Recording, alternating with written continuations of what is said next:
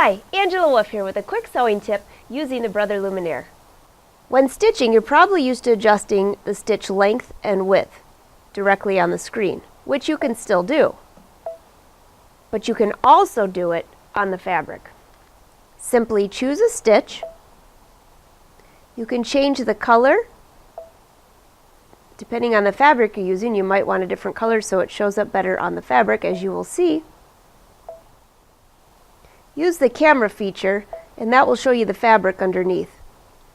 Looks like the red's going to show up just fine. Next, click the projector icon. Here you'll see you can change the width, the length, or the stitch simply by pressing this button here on your stylus and touching. And you can see it change right here on your fabric. If you see a rainbow color in here, it's just the effects from my video camera. That's not how it really shows up. Change narrower. And as I change that, it adjusts the stitch so I know exactly what it's going to look like.